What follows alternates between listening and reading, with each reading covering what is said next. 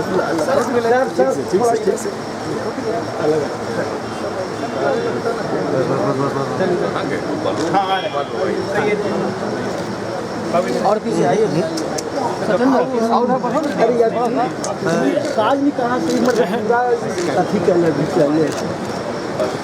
बुलाए होंगे और डॉक्टर साहब के सम्मान में तो लोग आएंगे।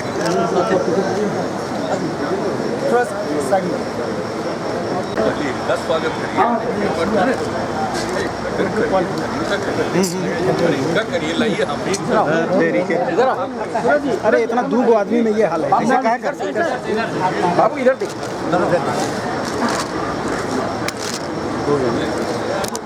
अरे यार तू समूचा से मरवा डाके गोपाल बाबू के मुंह पर रख जब कर दो एक जगह रहो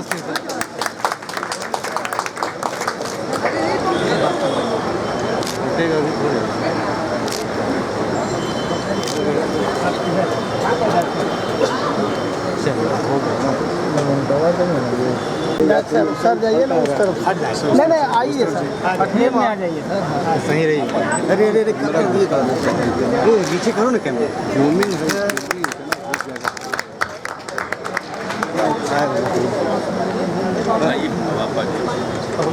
मीडिया बंधु का अनुरोध है।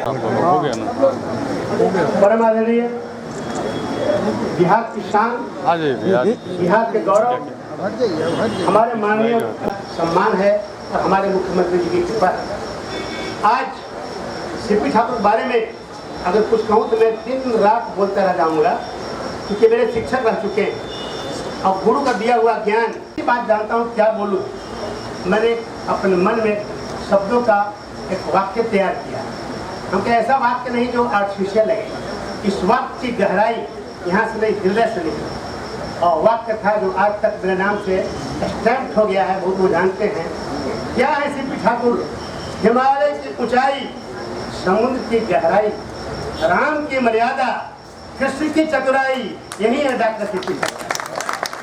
हमारे राज्यपाल जी उसमें बैठे चिन्मयी साहब उछल गए कुर्सी से और राजा नंदा स्वर्गीय स्पीकर थे। और उसके बाद आज की स्टेज में 88 साल की उम्र में उनके कदम आज तक एक नहीं रुके। मैंने अपना भाषण दिया था कि सीपी ठाकुर एक सांस लेते हैं तो एक काम, कोई सांस उनका बेकार अनुपयोगी नहीं जाता है। और इस 86-87 उम्र में लगातार ये बढ़ते हुए कदम कहाँ जाकर रुकेंगे? न रुके, भगवान करे कभी न रुके। इसीलिए हम जमा हुए थे, कदम कभी न रुके। अभी sir Indira Sinha educational foundation में एक सेमिनार हो रहा है। एक बड़े विद्वान ने कहा, लगा कि सीपी ठाकुर बारे में उन्होंने कहा, सब्जेक्ट था कि वैल्यू एजुकेशन के लिए शिक्षकों का दायित्व बोध। That was the topic and what a wonderful speech he gave. क्या शिक्षकों का दायित्व बोध गोपाल बाबू भाषण दिए। जब शिक्षक दौड़ते हैं स्टूडेंट चलते हैं, जब शिक्षक चलते हैं स्टूडेंट खड़े हो जाते हैं, जब शिक्षक खड़े होते हैं स्टूडेंट बैठ जाते हैं, जब शिक्षक बैठ जाते हैं स्टूडेंट सो जाते हैं, जब शिक्षक सो जाते हैं स्टूडेंट मर जाते हैं। ये शिक्षकों के दौर सीपी ठाकुर ने सिखाया और सिखाया कि उनके बढ़ते हुए कदम को आगे हम छूते चले। देखिए इतने तेज कदम, इतने प्रभावशाली कदम बढ़ते गए कि जब भी हम छूने की कोशिश किए तो कदमों के निशान सिर्फ बालुओं पे मिले। लेकिन वही एक बढ़ता रहा संबल, वही बनता रहा सहारा कि आज जो भी हम या हमारे ऐसे लोग पहुँच चुके हैं वो ठाकुर सरसा प्रतापी शिक्षक के देन है और एक शिक्षक के सिंबल है। और इनके अचीवमेंट वालों को गिनाना अंत नहीं होगा। कितने लाइफ के अवार्ड मिल चुके हैं जो मेडिकल साइंस हो सकते हैं सारे, तो पद्मा अवार्ड, जीसीरा अवार्ड, मेजर अवार्ड, बीके ऐकट award, ICMR award, what award अभी कितना बाकी रह जाएगा गिनाना। हर अवार्ड के बाद कदम रुके नहीं। तो लास्ट अवार्ड जब राजनीति ज्वाइन किए हमने इन पर 3 शब्द बनाए। ठाकुर साहब रिकॉग्नाइज बाय 3 P's। P माने प्रोफेशन एंड प्रैक्टिस। प्रैक्टिस का यहाँ ग्राम सेवक कहीं होंगे, इतने इंस्पायरिंग टीचर, फोर्सफुल टीचर, और अपने पॉलिटिक्स पे एक छक्के में छोड़ा है कि बोर्ड में जब पॉलिटिक्स पकड़े तब उसमें जो उच्चतम शिखर पहुँचते चले गए। जब पब्लिकेशन पर आए आज हम लोग सब सम्मानित हुए। सर आप रियल हम लोग के रोल मॉडल हैं, यंगर जनरेशन के प्रेरणा स्रोत हैं। और आपकी उपलब्धियाँ कोई थ्योरी बात नहीं, कोई भाषण की बात नहीं, आपकी एक एक उपलब्धियाँ हमारे जीवन का संबल बन के रहेगी। और नीतीश कुमार जी जो आज इनको सम्मानित करने आए हैं, मैं किन शब्दों में इनके व्यक्तित्व का वर्णन करूँ। मैं एक शब्द सिर्फ कहता हूँ कि देश का एक महानतम व्यक्तित्व, एक महान व्यक्ति को सम्मानित कर लिया है।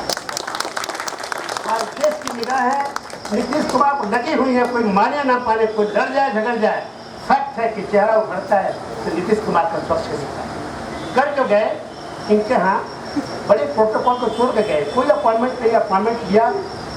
किस्मत थी मेरी, सीपी ठाकुर का थोड़ा जलवा था, अपॉइंटमेंट मिल गया और मैंने कहा कि मैं सीपी ठाकुर सम्मानित करना चाहता हूँ आपके लिए। मुख्यमंत्री का ना दरखास्त, न कागज, न अपॉइंटमेंट, अच्छी चले गए। हमारी हिमाकत देखिए, and how nice he was. He told me मैं आऊँगा। 83 डेज कोर्स मकबार निकाल नहीं पाए, चले आए। ये सीपी ठाकुर के मुख्यमंत्री का मिजाज है कि बिहार और देश का नाम जो गौरव करे, वो जो हो, जिस पार्टी में जिस ग्रुप में खड़ा हो, वो इनके लिए प्रिय है, उसके लिए इनका आशीर्वाद प्राप्त है, ये दिया है।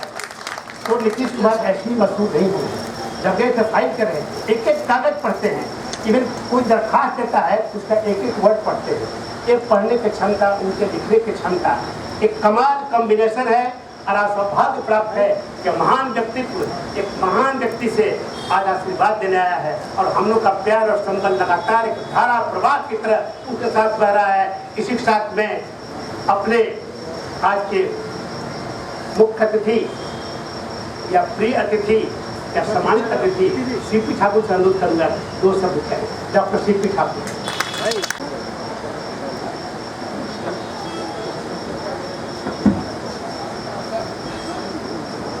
बिहार के आदरणीय मुख्यमंत्री श्री नीतीश कुमार जी और इस आज के सभा के संयोजक गोपाल बाबू, सारे हमारे डॉक्टर बंधु जो आए हुए हैं, हमसे कुछ सीनियर हैं, कुछ जूनियर हैं और सभी इंस्टीट्यूट गए, सब लोग भाइयों, जितना पटना में इंग्लैंड में जो हम थे तो कुछ रिसर्च कर रहे थे, तो वहाँ से जब आने का समय आया तो हमारा साथी लोग कहा कि जो कर रहे हो तो पटना में तो होने वाला नहीं है, तो यहीं रह जाओ। हम क्या है कि हम मन में उस वक्त इतनी लालसा थी कि नहीं, हम जाएंगे वही अपने देश की सेवा करेंगे। बड़े मार्क्सिटी दोनों हम कर चुके थे, आपसे थोड़े ही दिन में वहाँ किसी कॉलेज में लेक्चर प्रोफेसर हो जाते हैं। लेकिन फिर भी हमको लगा कि नहीं, हमको जाना चाहिए, अपने जगह पर जाना चाहिए। और यहाँ आने पर बहुत प्रोफेसरों को जमा किया कि सब लोग मिलकर के कुछ रिसर्च करेंगे। 7 दिन के बाद उसमें सब लोग थे, कहें कि भाई हम लोग से सब होने वाला नहीं। एक एक करके बैठ गए, हमने किए इन लोग कब किए नहीं कुछ, तो फिर भी काम तो करना चाहिए, काम करना चाहिए। मेरा विषय ये नहीं था, कालाजार हमारा विषय नहीं था जिस पर सब ये हुआ। विषय था कि चंद्रमा का असर मनुष्य पर कैसे पड़ता है, यही पर शुरू किए। और उसमें ब्रिटिश मेडिकल जर्नल वगैरह में उस पर जो निकल गया उस समय में, तो काफ़ी उस आर्टिकल तक का ये हुआ, लेकिन उसके आगे करने का कोई साधन यहाँ नहीं। एक हमारा दोस्त इंग्लैंड से लिखा, ये तुमको या तो इंग्लैंड में आके रहो या अमेरिका में जाओ तभी हो सकता है, इंडिया में नहीं हो सकता है। कि क्या दिमाग पर असर पड़ेगा, न्यूरोलॉजिकल स्टडी करना पड़ेगा, तो ये वहाँ पर तुमको नहीं होगा। फर्स्ट क्लास बायोलॉजिकल लेबोरेटरी भी चाहिए और फिजिकल लेबोरेटरी भी चाहिए, दोनों का लेबोरेटरी जहाँ होगा वहीं पर ये रिसर्च होगा। फिर हम सोचे कि उसी वक्त बहुत इतना ज़्यादा कालाजार का केस आने लगा और हम बचपन में कालाजार से बहुत ही सफर किए। 2 वर्ष की उम्र से लेके मैट्रिक के टेस्ट के 2 महीना पहले तक, 2 महीना पहले फिर डायग्नोसिस हुआ कि कालाजार है। और कोई डॉक्टर लोग कुछ सुई हुई दे दिया होगा, उससे कुछ कम गया, फिर बढ़ गया, फिर कम गया, फिर बढ़ गया, ऐसे चलता रहा। मरे नहीं लेकिन जिंदा रहे बहुत। तो उसके बाद जब डायग्नोसिस हुआ तो उस वक्त यूरिया स्टेबिलिन डॉक्टर ब्रह्मचारी का एक इंजेक्शन था, वही दिए, 15 ठीक हो गए। अब उसके बाद फिर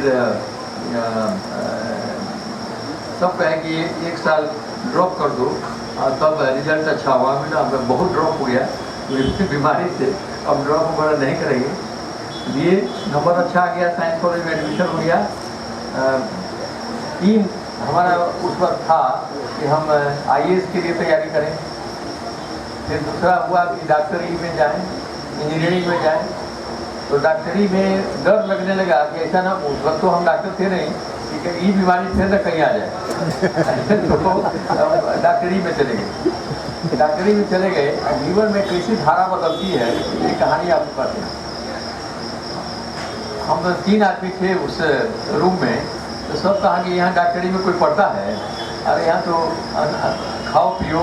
तो हम लोग खूब बढ़िया बढ़िया खाना, दूध पीते थे, देह बनाते थे, यही काम करते थे और पढ़ते उठते नहीं थे, घर पर नहीं पढ़ते। लेकिन हम एक काम करते थे, जो क्लास में जाते थे और बहुत अटेंटिव होकर सुनते थे। एक लड़की डॉक्टर सपना राय रांची में बेचारी रहती है, वो घर से आ रही थी, हमारी क्लासमेट थी। कहा कि ठाकुर जी कहाँ जा रहे हैं? हम भी लाइब्रेरी जा रहे हैं।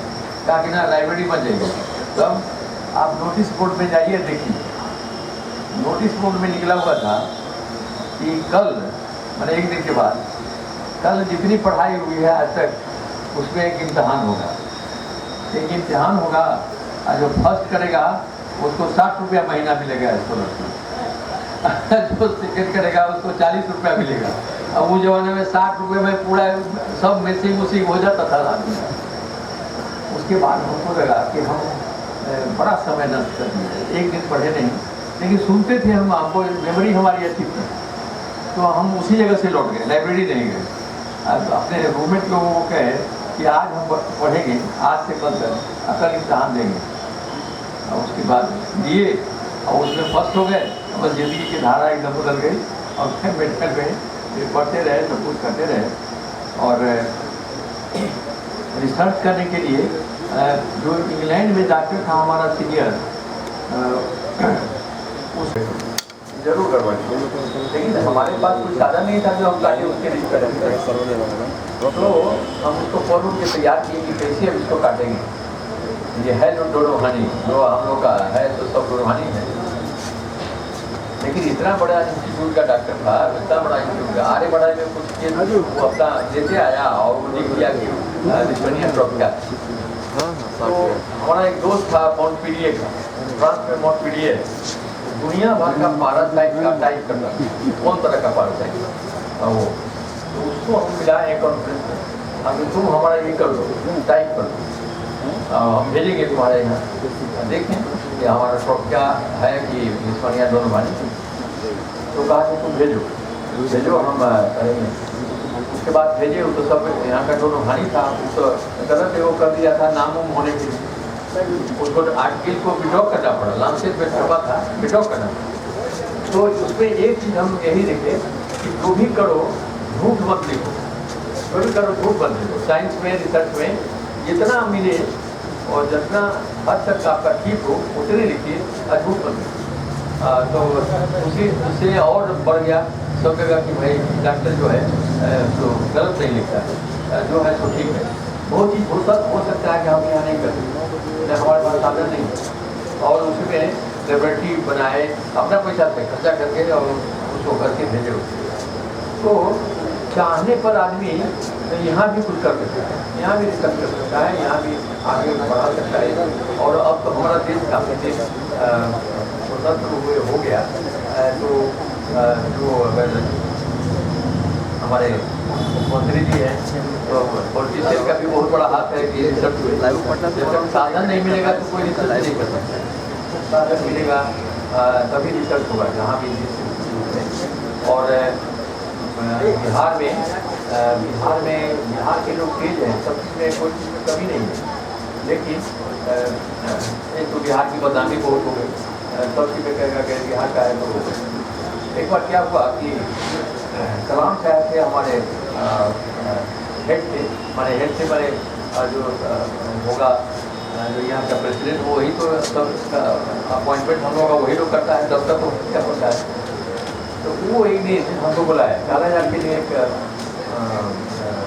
इनाम दिए, गोल्ड मेडल दिए, 4000 के खर्च हो गए। फिर कहे कि डॉक्टर साहब आप आओ हमसे 2-3 दिन के बाद हम टाइम लेके हम बैठ के कुछ बात करेंगे। और हम जब गए उनके यहाँ तो पूरा नदी का बिहार की जितनी नदियाँ हैं सब का वो हमको दिखाया कि देखो इसका कोर्स यहाँ है, यहाँ जाता है, ऐसे गिरता है।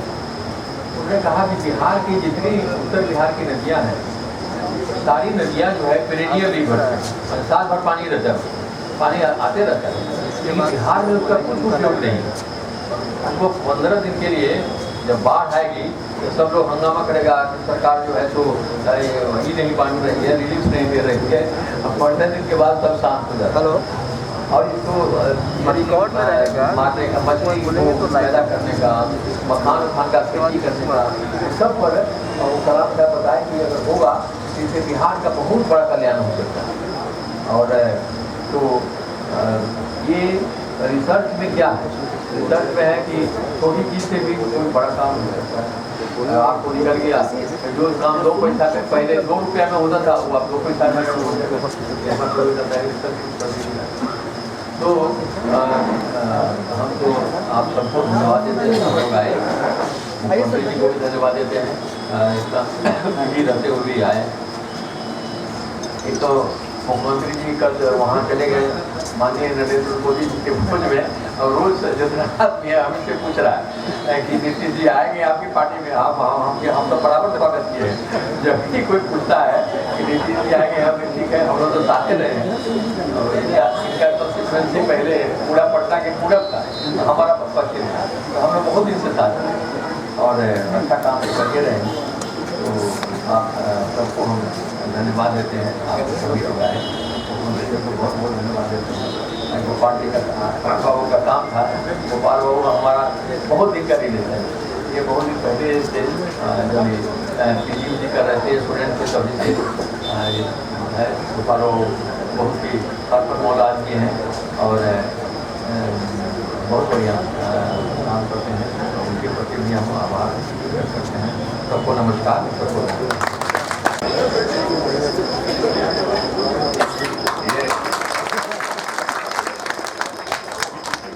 डॉक्टर गोपाल बाबू पर के बारे में गलत सोच रहे हैं कि ये भूल गए।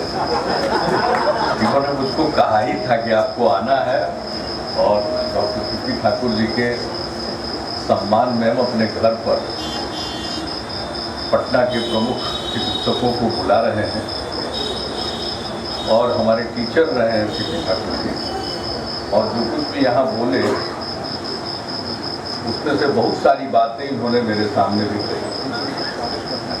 हमने कहा कि नहीं, डॉक्टर सीपी ठाकुर जी के सम्मान में आप अपने घर पर कोई कार्यक्रम कर रहे हैं तो हम जरूर आए। और उसी समय इन्होंने कहा था कि नहीं, कोई कार्यक्रम उस ढंग का नहीं है, सिर्फ उनके सम्मान का, कोई बोलने वगैरह की बात नहीं थी, सिर्फ भूले नहीं, आप भी लोग कह दिए। डॉक्टर सीपी ठाकुर जी को सबसे पहले मैं बधाई देता हूँ। उन्हें लाइफ टाइम अचीवमेंट अवार्ड मिला WHO की तरफ से। वैसे तो अनेक पुरस्कार प्राप्त कर चुके हैं और व्यक्तिगत रूप से भी हम इनकी खासियत से परिचित हैं, खास करके कालाजार के क्षेत्र में। जब बिहार में काम करने का मुझको मौका मिला तो कालाजार को एक चुनौती के रूप में हम लोगों ने स्वीकार किया। बिहार में बहुत सारी समस्याएं थी। अब पोलियो उन्मूलन करना, अब हमारा शपथ ग्रहण हुआ नवंबर 2005 में, और शपथ ग्रहण के बाद जो बहुत सारे बुनियादी काम होते हैं किसी भी सरकार को कार्यभार संभालने के बाद बहुत कुछ करना पड़ता है, और फिर असेंबली का सेशन होता है जिसमें सभी निर्वाचित माननीय विधानसभा सदस्यों का शपथ ग्रहण होता है। तो ये सारे काम की तैयारी चल रही थी और कार्यभार ग्रहण करने के बाद और जो जरूरी काम था उसको हम निपटा रहे थे, लेकिन बहुत आग्रह WHO की तरफ से और कई संस्थाओं, यूनेस्को सब लोगों की तरफ से ये होने लगा कि साहब पोलियो उन्मूलन पर हम लोग मिलकर कुछ बात करना चाहते हैं। फिर हमने कहा कि ठीक है आइए। तो शायद सरकार के काम शुरू होने के एक सप्ताह के अंदर में लोग आए और उन्होंने मुझको पोलियो उन्मूलन के बारे में सारी बातें कही, पोलियो के बारे में कही और कहा कि साहब अगर भारत में पोलियो का उन्मूलन होना है और बिहार में जब तक नहीं होगा तो बहुत मुश्किल होगा। उन लोगों की बात हमने सुनी और कहा कि आप निश्चिंत रहिए, ये काम बहुत तेजी से होगा। और उसके बाद जो पहला हमने डीएम्स के साथ बातचीत की उसमें हमने सबको सीधे जिम्मेवारी दी पल्स पोलियो कैंपेन की।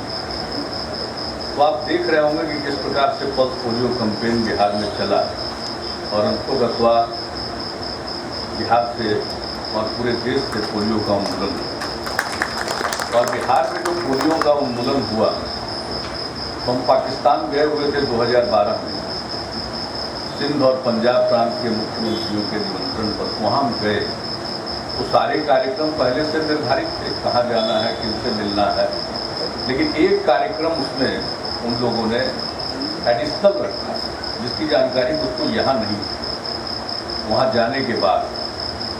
और वो था कि वहाँ जो पल्स पोलियो कैंपेन चल रहा था और बिहार में पल्स पोलियो कैंपेन सफल हुआ और पूरा भारत पोलियो मुक्त घोषित हुआ था, तो वहाँ के पाकिस्तान के जो डॉक्टर और इस काम में लगे हुए थे जिनके ऊपर ये जिम्मेवारी थी, उन्होंने विशेष तौर पर मुझसे अलग से बातचीत करने का समय मांगा और उनके साथ डिस्कस किया। तो मुझे बड़ी खुशी हुई कि जो उसको हेड कर रहे थे वो बिहारी मूल से और उन लोगों के मन में था कि अगर बिहार से पोलियो का उन्मूलन हो सकता है तो हम लोग उसको फॉलो करें, कैसे क्या हुआ। तो फिर हमने उनको डिटेल बताया कि किस प्रकार से पोलियो के उन्मूलन के लिए काम करें। और बिल गेट्स की भी रुचि थी, बिल गेट्स की रुचि तो कालाजार में भी थी, उसको हम बाद में आएंगे। लेकिन बिल गेट्स और उनकी पत्नी मेलिंडा गेट्स अलग अलग आते रहे यहाँ पर अक्सर। तो बिल गेट्स का शिक्षा के क्षेत्र, स्वास्थ्य के क्षेत्र में काफ़ी कुछ बिहार सरकार के साथ समझौता करके उन्होंने मदद की लोगों की ट्रेनिंग में। तो उनके मन में एक आशंका थी कि आखिर ये जो पोलियो के उन्मूलन का काम यहाँ चल रहा है वो किस प्रकार से चल रहा है, कामयाब है या नहीं।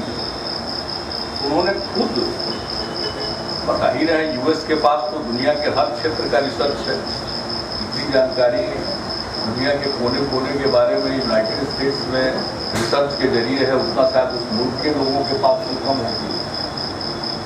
तो कहीं से क्या होगा जो बिहार का सबसे डिफिकल्ट एरिया है और वो खगड़िया का एरिया है, क्योंकि कई प्रमुख नदियां उधर ही से गुजरती है और पानी बरसात में सबसे बाद में वहीं से निकलता है। तो किसी ने कहा होगा, तो उन्होंने कहा कि हम वहाँ जाएंगे और फिर मुझको यहाँ से कोई सहायता न मिले, न मेरे सिक्योरिटी में कोई जाए, न मेरे असिस्टेंस में कोई जाए। ये सब किया, हालांकि हम लोगों ने सब दूर दूर से इंतजाम सारा कर दिया कि कहीं ये जा रहे हैं दियारे इलाके में, और पहले से निर्धारित था। हमने कहा कि ठीक है जाइए, लेकिन उस समय यहाँ के जो हेल्थ सेक्रेटरी हमारे थे, अभी भारत सरकार के हेल्थ सेक्रेटरी सीके मिश्रा, उनको हमने कहा कि नहीं रहिए। और वहाँ उस आदमी ने एक आदमी उनके साथ इंटरप्रेटर भी थे, देहात में जाकर जो सबसे डिफिकल्ट एरिया है और हम लोगों के लिए बहुत बड़ी चुनौती थी पोलियो। और ये लगता था कि बाहर से भी कुछ लेकर आते हैं बीमारी यहाँ के लोग। तो बरसात के पहले और बरसात के बाद हम लोगों ने सीरियस कैंपेन चलाया था कई बार। तो जब बिल गेट्स वहाँ गए और लोगों से ये पूछा, जानकारी ली, हमारे सीके मिश्रा भी बगल में थे, तो पूरे तौर पर एक एक आदमी से पूछा तो पल्स पोलियो कैंपेन के बारे में जो कुछ भी हो रहा था गांव के लोगों ने बताया। और ऐसा मत समझिएगा कि किसी को मालूम था, मालूम हुआ एक दिन पहले कि वहाँ जाएंगे। और इस विषय के बारे में इस आदमी को खुद अध्ययन करना। लेकिन जब वहाँ से लौट कर आए उस आदमी ने, बिल गेट्स ने कहा कि भाई ये तो यहाँ कुछ काम आप लोगों ने किया है और मुझे पूरा भरोसा है कि पोलियो का उन्मूलन था। उसके अलावा उनका बड़ा जोर रहता था कालाजार। हम उनको बताते रहते थे कि कालाजार के बारे में क्या, तो कालाजार के बारे में एक और नया उन लोगों ने काम किया था कि उसको इंट्रोड्यूस करिए। हमने कहा गवर्नमेंट ऑफ इंडिया को कहिए उसको इंट्रोड्यूस करिए। और हमने बताया कि भाई हमारे यहाँ बिहार के एक डॉक्टर हैं, डॉक्टर सी पी ठाकुर, और कालाजार के क्षेत्र में उन्होंने बहुत काम किया। और जब हम लोग के यहाँ सरकार बनी थी तो उन्हीं की अध्यक्षता में कालाजार उन्मूलन के लिए इस काम को कैसे गति दी जाए, किस प्रकार से इसको संचालित किया जाए, उसकी अध्यक्षता में ही कमेटी का गठन हम लोगों ने किया। और उसके बाद पोलियो के बारे, ये माफ करिए, कालाजार के बारे में तो यही बात आती थी कि भाई कालाजार तो बहुत पहले से चला है। और जो हमने देखा, जैसे पल्स, ये पोलियो के लिए पल्स पोलियो कैंपेन के बारे में हमने ध्यान दिया, उसी तरह से हमने कालाजार के बारे में इनसे भी बातचीत की और हर प्रकार से उसके जो आंकड़े थे, किस तरह से कालाजार बढ़ता है और वो घटकर नीचे जाता है, तो सरकार की मैसेजरी निश्चित हो जाती कि अब चलिए अब कालाजार खत्म हो जाए। और जब छोड़ देते थे तो 2-3 साल के बाद फिर वो बीमारी जोर पकड़ने लगी। तो सबसे पहले हम लोगों ने कालाजार के बारे में यही तय किया कि किसी भी सूरत में इस कैंपेन को हम लोग छोड़ेंगे। और कालाजार तो आमतौर पर गरीब लोगों को होता है, और कालाजार जब हो गया तो वो काम नहीं कर सकता, मजदूरी नहीं कर सकता, खाएगा कहाँ, क्या करेगा।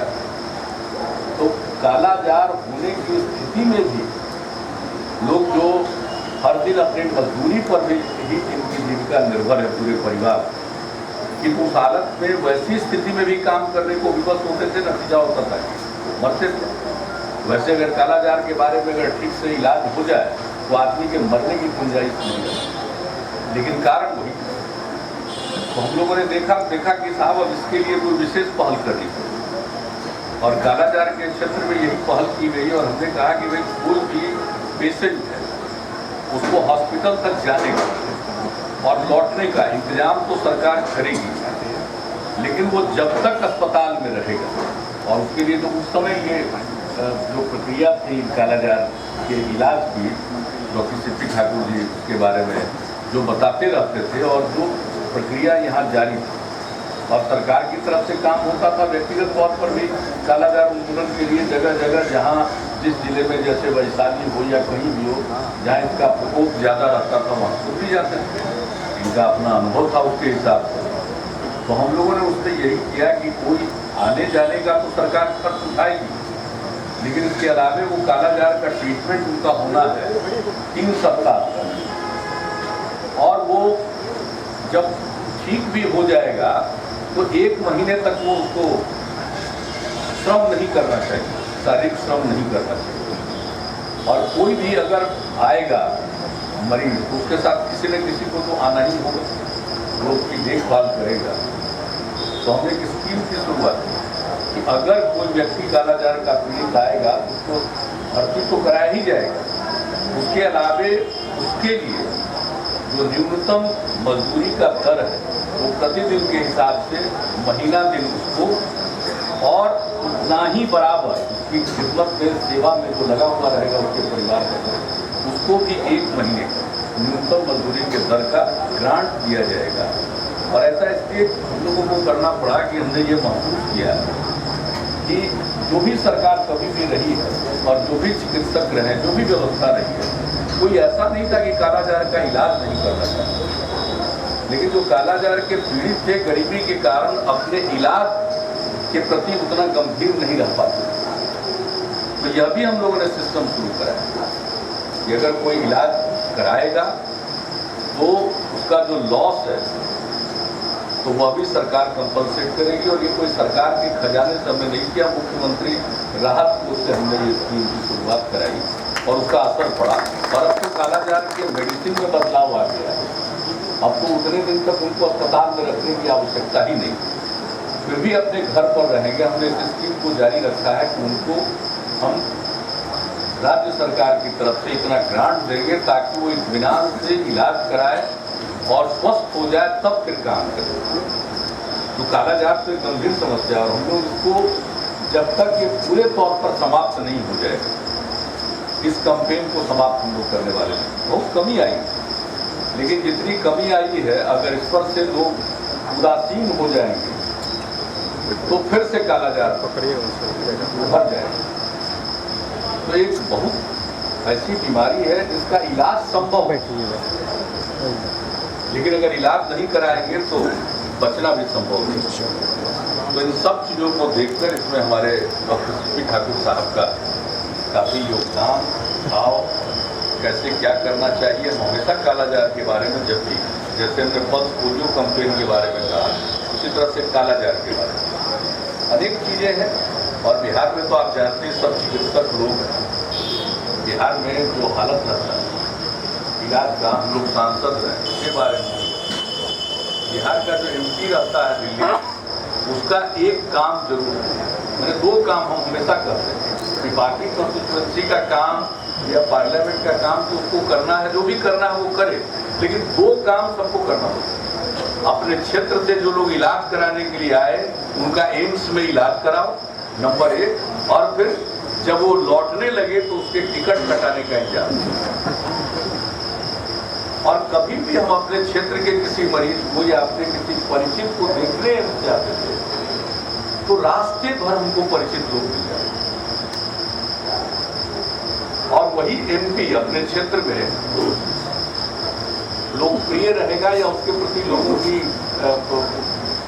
को कहिए व्यवहार ठीक रहेगा अगर वो इलाज करवाने में मदद करता है। हम लोग तो जब तक MP रहे एक आदमी की यही ड्यूटी, हमारे साथ हरिद्वार है अभी भी हमारा, एक आदमी, उसका और कोई काम नहीं, जो भी क्षेत्र का आया उसको ले जाकर एम्स ले जाता था, और इतना बार जाता था आता रहता था कि एम्स के सब डॉक्टर से उसको बच्चे भी हो गया था। तो लोगों का इलाज करना, भाई आप सब चिकित्सक लोग बैठे हुए, आप सब लोगों के लिए कोई साधारण चुनौती नहीं। हम जब भी गए हैं तो दिल्ली का एम्स का गठन, एम्स का इसलिए उसकी स्थापना की गई। एम्स की स्थापना तो रिसर्च के लिए, अध्ययन, रिसर्च और मेडिकल रिसर्च तो तभी हो सकता है जब प्रैक्टिकल हो के साथ अस्पताल का निर्माण हुआ। लेकिन आप जरा सा देख लीजिए OPD में कितने मरीज आते हैं, इमरजेंसी के कितने मरीज आते हैं, बाकी रेगुलर इंडोर पेशेंट्स कितने रहते हैं, कितनी भीड़ एम्स में रहती है। तो जो दिल्ली के जितने लोग जाते हैं लोकल, दिल्ली में वो अवस्थित है, उससे भी ज्यादा लोग या किसी और प्रांत के जितने लोग आ जाए, अकेले बिहार के सबसे अधिक लोग बाकी आप सब लोगों को तो सोचना, आपको पहले वाली हालत नहीं है, पहले से कुछ हालत सुधार हो। हम खुद ही MP थे तो बिहार शरीफ में एक पत्रकार को पकड़ लिया था, कुछ प्रशासन से हो गया था, हम लोग तो विपक्ष में थे, उसको देखने चले गए। तो जब देखने गए तो वो पहली मंजिल के एक किसी इसमें था वार्ड, तो वहां चले गए हम देखने। अब जब देख करके लौट रहे थे तो अचानक धप से आवाज आई, क्या था? तो देखा कि बेड से कुत्ता जम, बिहार शरीफ सदर अस्पताल, 2 लाख से अधिक की आबादी में बिहार शरीफ का, और डिस्ट्रिक्ट हॉस्पिटल में उसके आगे पेशेंट को हम देखने गए थे और लौटे तो धप का आवाज, तो देखा कुत्ता जम किया है। यानी बेड पर मरीज नहीं रहता था, कुत्ता भी जाके आराम करता। वो हालत तो नहीं है, अखबार में कभी कभी देखते हैं कि देखिए साहब बेड पर जगह नहीं है, उसको डॉक्टर जमीन ही पर लेटा दिया। और प्राइमरी हेल्थ सेंटर में पहले हमने सर्वे कराया, सरकार में आने के बाद फरवरी तो पता चला कि एक प्राइमरी हेल्थ सेंटर में ऑन एन एवरेज एक महीने में 39 पेशेंट जाते हैं, 39, यानी एक दिन में एक मरीज या कभी कभी 2 मरीज। और तब से जो डॉक्टर और पैरामेडिक स्टाफ का 24/7 हम लोगों ने इंतजाम किया। और फिर अगस्त महीने से उस समय के वाइस प्रेसिडेंट थे स्वर्गीय भैरव सिंह शेखावत साहब, उनके हाथ से हमने फ्री मेडिसिन का शुरू करवाया। तो उसके बाद जब अक्टूबर में दोबारा सर्वे कराए तो 39 पर मंथ से बढ़ करके वो 2 से 2,500 हो गया। और अभी तो 10,000 ऑन एवरेज। तो अब तो इंतजाम बढ़ा। अब तो ऐसा भी नहीं है कि इलाज नहीं हो रहा। PMCH भी खचाखच भरा हुआ है, मतलब कई जगह। अब समस्याएं हैं तो अलग किस्म की समस्याएं हैं तो स्पेशलाइज ट्रीटमेंट की, कई दूसरे प्रकार की समस्याएं हैं। अब अन्य प्रकार की समस्या, आपको ऐसा है नहीं कि सहज ढंग से कोई इलाज कराना चाहे उसका इलाज नहीं हो सकता है। तो अब ये सब व्यवस्था तो हो गई, लेकिन सब आप लोग नामी गिरामी चिकित्सक लोग बैठे हुए। अब यह है भाई बिहार के लिए चुनौती सोचिए। और डॉक्टर लोग तो ऐसे हैं कि उन पर तो कुछ किया ही नहीं जा सकता, दवा कौन बनाएगा भाई? बिना डॉक्टर के किसी का काम चलने वाला है? तो ऐसा कौन व्यक्ति, हर क्षेत्र में जो लोग हैं, मैंने स्टेट के 3 स्तंभ होते हैं, तीनों स्तंभ में देख लीजिए किसी का बिना डॉक्टर के काम चलेगा। एग्जीक्यूटिव हो, लेजिस्लेचर हो, जुडिशियरी हो, सबका तो डॉक्टर की जरूरत ही है। सबका डॉक्टर से अच्छा संबंध, व्यक्तिगत संबंध होता है। तो डॉक्टर को कोई कमांड और कंट्रोल तो करता नहीं। हम भी कभी नहीं करते, बहुत लोगों को किया, लेकिन आप लोगों के मामले में हम लोग अपने ढंग से चलने वाले हैं। लेकिन कुछ सोचिए आप लोग कि भाई इतना सब होने के बाद भी इलाज, अब ऐसे ऐसे डॉक्टर बैठे हुए, डॉक्टर CP का, ये तो खैर पॉलिटिक्स में आ गए। पॉलिटिक्स में भी क्या लंबा इतिहास है, इसको कब से हम लोग जानते हैं? हम लोग तो JP मूवमेंट की उपज है। छात्र जीवन में भी थे, समाजवादी संगठनों से जुड़े रहे, लोहिया जी का असर था, JP मूवमेंट से जुड़े। तो उस समय जानते थे कि JP की तबीयत खराब होती है तो यहाँ कौन डॉक्टर साहब उनको दे, तो हम लोग इन्हीं के बारे में जानते हैं। तो हम लोग का जो JP मूवमेंट था उस समय के एस्टेब्लिशमेंट के खिलाफ था। बाद में डॉक्टर साहब कांग्रेस से MP बने। मैंने JP के क्लोज